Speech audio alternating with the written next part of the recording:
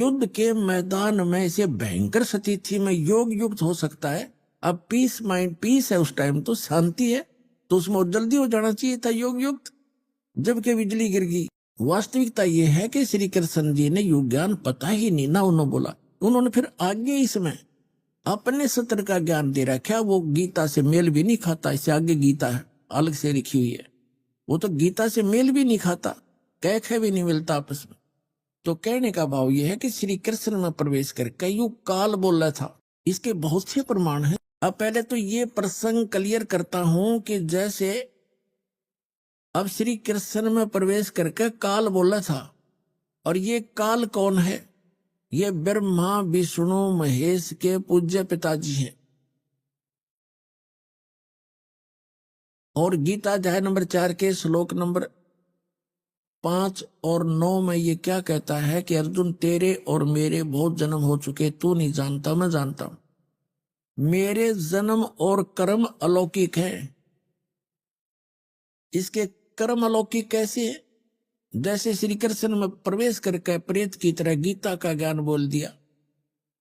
अब आज तक यही रट लगा रखी थी, श्री कृष्ण जी ने गीता बोली, श्री कृष्ण जी ने गीता बोली, और बोली काल ने कृष्ण जी को तो पता भी नहीं मैंने बोला क्या था गीता में।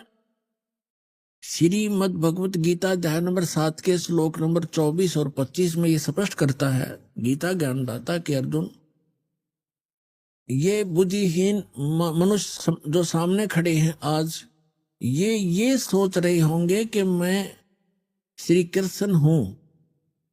ये मुझ अव्यक्त को व्यक्तिम आपनम मनन्ते अबुझा, मुझ अव्यक्त को, व्यक्त माने गुप्त रहता हूं, मैं अपनी योग माया से छुपा रहता हूं, कभी किसी के सामने नहीं आता।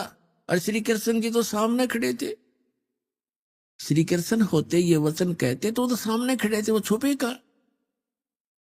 तो ये कहता मैंने प्रतिज्ञा, मेरी ये अटल प्रतिज्ञा है तो ये घटिया, पर मैं ये मेरी अटल प्रतिज्ञा, अविनाशी प्रतिज्ञा है, मैं कभी किसी के सामने नहीं आता। तो ये क्या करते रहे, जैसे आपको बहुत बार दिखा है श्री शिव महापुराण के अंदर, वो विद्वेश्वर संहिता के अंदर आता है। एक बार ब्रह्मा और विष्णु का इस बात पर युद्ध हो गया। ब्रह्मा जी कहते हैं मैं सारी सृष्टि का रचनहार हूं और आपकी भी उत्पत्ति मेरे से हुई है, विष्णु जी को कहते। और विष्णु जी कहते हैं कि आप मेरी नाभि कमल से उत्पन्न हुए हो, मैं सबका, सारी सृष्टि का रचने वाला मैं हूं, सबका पिता हूं, तू मेरा पुत्र है।